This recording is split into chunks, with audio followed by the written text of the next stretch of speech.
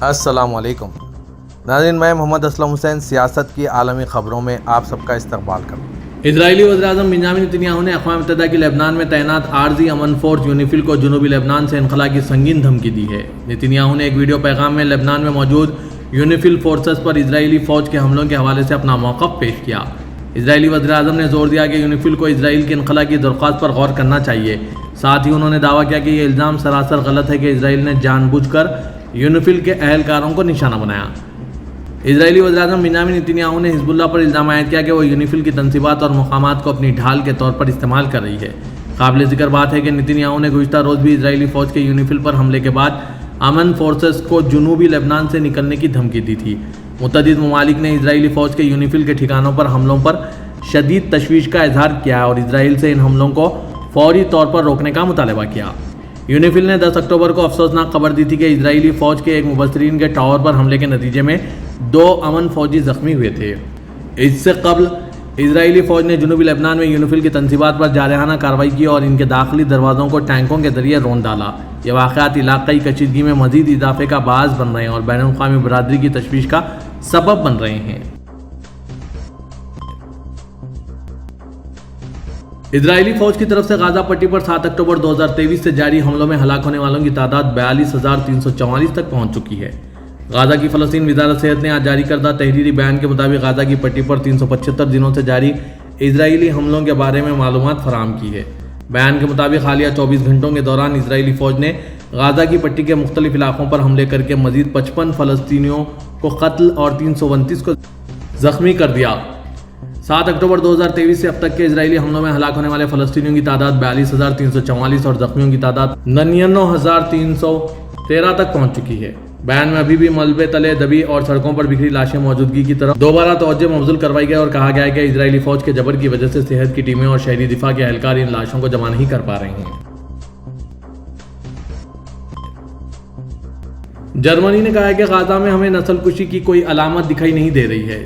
German وزارت خارجہ کے ترجمان سیبسٹین فشر نے کہا ہے کہ ہمیں ایسی کوئی چیز دکھائی نہیں دے رہی ہے جس سے ثابت ہو کہ اسرائیل غزہ میں نسل کشی کر رہا ہے۔ ترجمان فشر نے دارالحکومت برلن سے جاری کردہ بیان میں جرمنی کے نسل کشی کرنے کی وجہ سے اسرائیل کو اسلحہ نہ دینے کے دعووں سے متعلق بات کی ہے۔ انہوں نے کہا ہے کہ ہمارے موقف میں کوئی تبدیلی نہیں آئی، ہمیں ایسی کوئی علامت دکھائی نہیں دے رہی ہے جس سے ثابت ہو کہ اسرائیل غزہ میں نسل کشی کر رہا ہے۔ فشر نے جرمن روزنامہ بلڈ کی شائع کردہ خبر کے حوالے سے کہا ہے کہ نسل کشی نسلی گروپوں کو ان کے نسلی یا پھر سماجی خصائص کی بنیادوں پر، قومیت یا پھر دینی اعتقادیت کی بنیادوں پر قصداً قتل کیے جانے، تباہ کیے جانے یا پھر دیگر شکلوں میں ختم کیے جانے کا مفہوم رکھتی ہے۔ دوسری طرف حکومتی ترجمان وولفگینگ بوشس نے کہا ہے کہ جرمنی نے کبھی بھی اسرائیل پر اسلحے کی پابندی نہیں لگائی۔ میں اس بات کو ایک دفعہ پھر واضح کر دینا چاہتا ہوں کہ اسرائیل کے لیے اسلحہ کی برآمدات پر پابندی موضوع بحث نہیں ہے۔ واضح کہ روزنامہ بلڈ نے اپنی خبر میں دعویٰ کیا تھا کہ جرمنی نے اسرائیل سے اسے فراہم کیے گئے اسلحہ کو نسل کشی کے لیے استعمال نہ کرنے سے متعلق تحریری ضمانت کا مطالبہ کیا ہے۔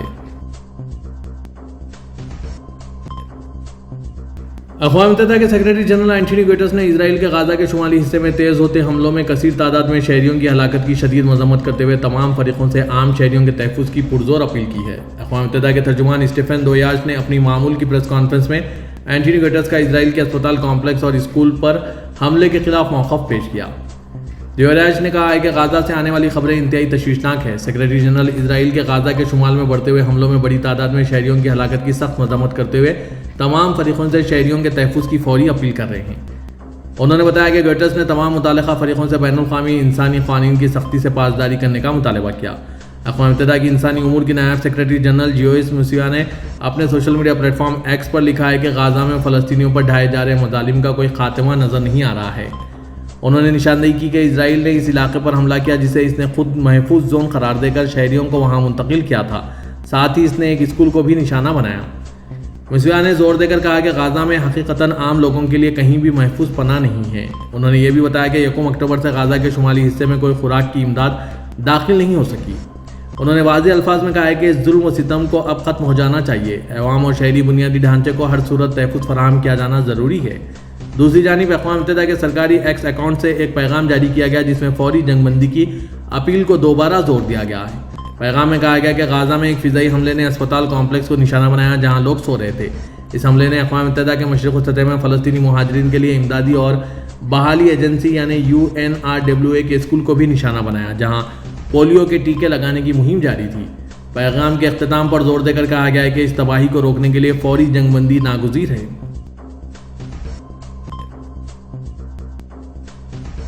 عرب امریکن پولیٹیکل ایکشن کمیٹی نے کہا ہے کہ وہ ڈیموکریٹک نائب صدر کملا ہیرس یا ریپبلکن پارٹی کے سابق صدر ڈونلڈ ٹرمپ کی حمایت نہیں کریں گی کیونکہ دونوں غازہ اور لبنان کی جنگوں میں اسرائیل کی آنکھیں بند کر کے حمایت کر رہے ہیں۔ برطانوی خبر رساں ANC رویٹرز کے مطابق 5 نومبر کے انتخابات میں ایسا پہلی بار ہو رہا ہے کہ عرب امریکن پولیٹیکل ایکشن کمیٹی نے کسی امیدوار کی حمایت نہ کرنے کا فیصلہ کیا۔ عموماً یہ کمیٹی عام طور پر ڈیموکریٹس کی حمایت کرتی رہی۔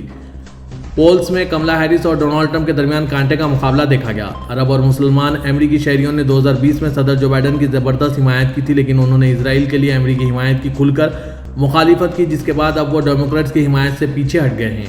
ڈونلڈ ٹرمپ کو ماضی کے بیانات اور مسلم اکثریتی ممالک کو نشانہ بنانے کے لیے سفری پابندی کی پالیسی کی وجہ سے اس کمیونٹی کی بہت کم حمایت حاصل ہوئی۔ کملا ہیرس اور جو بائیڈن کی طرح ڈونلڈ ٹرمپ بھی اسرائیل کی کھل کر حمایت کرتے رہے ہیں۔ تجزیہ کاروں کا کہنا ہے کہ اگر عرب اور مسلم امریکی شہریوں نے ووٹ نہیں دیا یا کسی تیسرے فریق کو ووٹ دیا تو کملا ہیرس کی کامیابی کے امکانات کو دھکا پہنچ سکتا ہے۔ ان کمیونٹیز میں سے بہت سے افراد نے غازہ اور لبنان میں اپنے رشتہ داروں کو کھو دیا ہے اور اپنے حامیوں پر زور دیا ہے کہ وہ ڈونلڈ ٹرمپ یا کملا ہیرس کو ووٹ نہ دیں۔ کمیٹی نے ایک بیان میں کہا ہے کہ دونوں امیدواروں نے غازہ میں نسل کشی اور لبنان میں جنگ کی حمایت کی ہے۔ ہم اپنا ووٹ ڈیموکریٹ کملا ہیرس یا ریپبلکن ڈونلڈ ٹرمپ کو نہیں دے سکتے جو آنکھیں بند کر کے مجرم اسرائیلی حکومت کی حمایت کرتے ہیں۔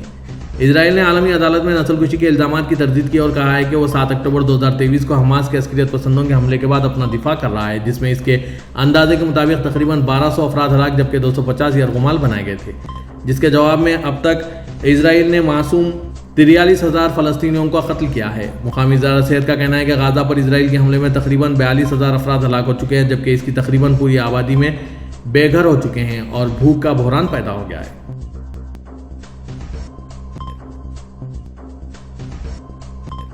سعودی عرب نے مشرق وسطیٰ میں اقوام متحدہ کی relief and works agency UNRWA کو مالی مدد فراہم کی ہے۔ اردن میں سعودی عرب کے سفیر نائب صدری نے ارسال کی جانے والی مالی مدد ایجنسی کے کمشنر جنرل فلپ لازارینی کے حوالے کی۔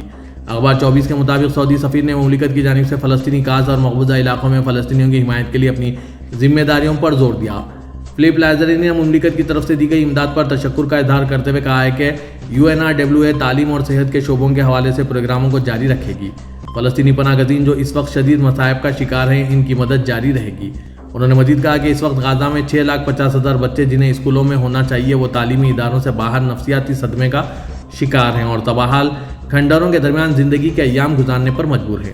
انہوں نے کہا کہ UNRWA کے پروگراموں کو روکنے کے حوالے سے اسرائیلی کارروائیوں کی مذمت کرتے ہوئے سنگین نتائج کے حوالے سے خبردار کرتے ہوئے حالیہ اسرائیلی جارحیت پر تشویش کا اظہار کیا۔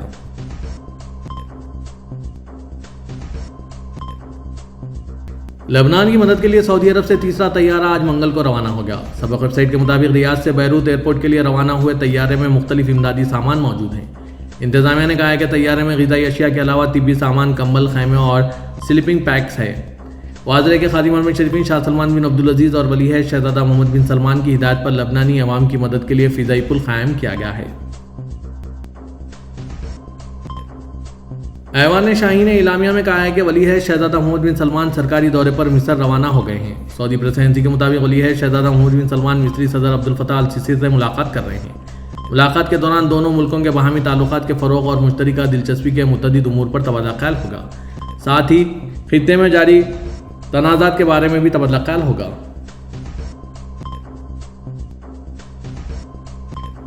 سعودی عرب نے ہوا سے توانائی حاصل کرنے کے منصوبے کو حتمی شکل دے رہے ہیں۔ سابق ویب سائٹ کے مطابق منصوبے کے لیے جاپان کے ساتھ معاہدہ ہو چکا ہے اور رواں سال کے اختتام پر اس کا بجٹ منظور ہو جائے گا۔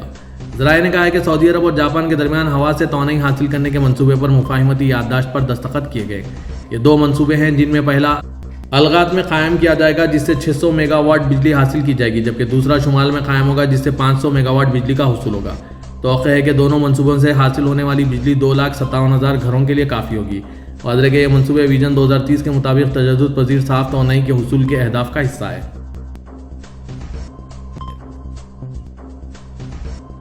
سعودی ماہر موسمیات ڈاکٹر خالد زاق نے کہا ہے کہ 80,000 سال میں ایک مرتبہ ہمارے مدار سے گزرنے والا انتہائی نادر دمدار ستارے کا مشاہدہ ممکن ہو گیا ہے۔ سابق ویب سائٹ کے مطابق ان دنوں سعودی عرب کے افق سے اس ستارے کا گزر ہو رہا ہے جس کا کھلی آنکھ سے مشاہدہ کیا جا سکتا ہے۔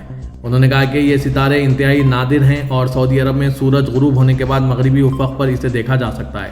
انہوں نے کہا کہ بعض دم ستارے کرہ ارضی کے افق سے گزرتے ہیں جن میں سے بعض ہزاروں سال میں ایک مرتبہ اور بعض کئی سو سال بعد گزرتے ہیں۔ ان میں سے معروف ترین دمدار ستارہ حالی کے نام سے معروف ہے جو 76 سال میں ایک مرتبہ کرہ ارض سے گزرتا ہے۔ اس کا آخری مشاہدہ 1986 میں ہوا تھا اور توقع ہے کہ 2061 میں اس کا دوبارہ مشاہدہ ہو۔ سعودی ولی عہد شہزادہ محمد بن سلمان کی سربراہی میں ہونے والے کابینہ اجلاس میں صنعتی شعبے میں تعاون کے حوالے سے پاکستان کے ساتھ ہوئے معاہدے کی منظوری دی گئی ہے۔ سعودی پریسیڈنسی کے مطابق کابینہ نے وزیر صنعت معدنی ذخائر یا ان کے نائب کو پاکستانی وزارت صنعت کے ساتھ ہو رہے مفاہمتی یادداشت پر دستخط کرنے کی ذمہ داری تفویض کی ہے۔ سعودی کابینہ نے جیزان میں ٹیکنیکل کالج کے قیام کی بھی منظوری دی۔ ولی عہد شہزادہ محمد بن سلمان نے کابینہ کو ایرانی وزیر خارجہ اور فرانسیسی وزیر خارجہ کے ساتھ ہوئی بات چیت کے متعلق آگاہ کیا۔ کابینہ کو غزہ اور لبنان کی تازہ ترین صورتحال اور غزہ کے بحران کے حل کے لیے کی جانے والی کوششوں کے علاوہ لبنان کی امداد کے لیے قائم کیے جانے والے فضائی پل کے حوالے سے آگاہی دی ہے۔ کابینہ نے اقوام متحدہ کے تحت ہو رہی کانفرنس میں دہشت گردی کے انسدادی اور انتہا پسندی کے خاتمے کے لیے جاری ہوئے اعلامیہ کو سراہا ہے۔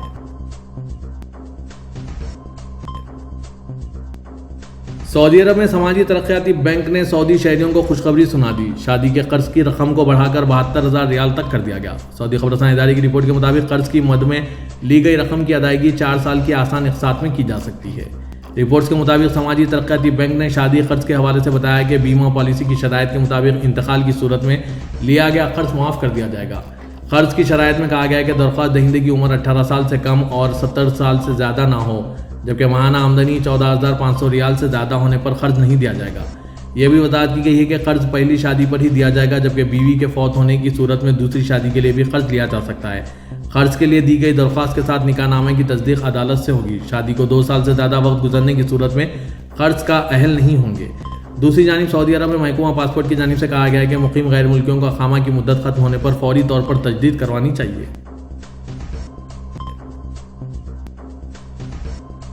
صدر ترکی رجب طیب اردوغان نے اسرائیل کے لبنان پر حملوں کے حوالے سے کہا ہے کہ ہم بھی حیران ہیں کہ اقوام متحدہ کی سلامتی کونسل اسرائیل کو روکنے کے لیے مزید کس چیز کا انتظار کر رہی ہے۔ کابینہ اجلاس کے بعد صدر اردوغان نے موجودہ صورتحال پر تبصرہ کیا۔ انہوں نے کہا کہ وہ ہر موقع پر یہ بتاتے رہے ہیں کہ اسرائیل غزہ تک محدود نہیں رہے گا بلکہ خطے کے دیگر ممالک کی جانب بھی اپنی نظریں دوڑائے گا۔ اسرائیل کے لبنان پر حالیہ حملوں نے ہماری تشویش کی درستگی ثابت کر دی ہے۔ اسرائیل کی اقوام متحدہ کی عبوری امن فورس پر حملہ کرنے اور دھمکیاں دینے کی حد تک گستاخی اس معاملے کی سنجیدگی کو ظاہر کرنے کے لیے کافی ہے۔ اقوام متحدہ کا اپنے ہی اہلکاروں کی حفاظت کرنے میں ناکام ہونا بین الاقوامی نظام کے لیے شرمناک اور تشویشناک ہے۔ ہم بھی حیران ہیں کہ سلامتی کونسل اسرائیل کو روکنے کے لیے مزید کس چیز کا انتظار کر رہی ہے۔ اسرائیلی ٹینک امن فورس کے فوجیوں پر حملہ کر رہے ہیں، کچھ کو زخمی کر رہے ہیں اور سلامتی کونسل ان تمام غنڈہ گردیوں کو خاموشی سے دیکھ رہی ہے۔ صدر اردوغان نے مزید کہا کہ صہیونی مقاصد کے پیچھے بھاگنے والی اسرائیلی حکومت اپنے حملے نہیں روکے گی جب تک اسے امریکہ اور یورپ کی غیر مشروط حمایت حاصل ہے۔ انہوں نے اپنی بات کا اختتام یہ کہتے ہوئے کہا کہ پورے خطے کو اپنی لپیٹ میں لینے والے بحران کے طوفان سے ترکی کو مہارت اور آسانی سے نکال لیں گے۔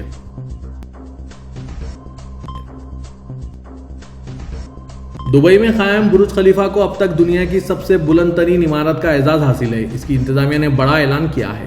دبئی میں قائم برج خلیفہ گزشتہ 14 سال سے بلا شرکت غیر دنیا کی سب سے بلند عمارت کا اعزاز حاصل کیے ہوئے ہیں۔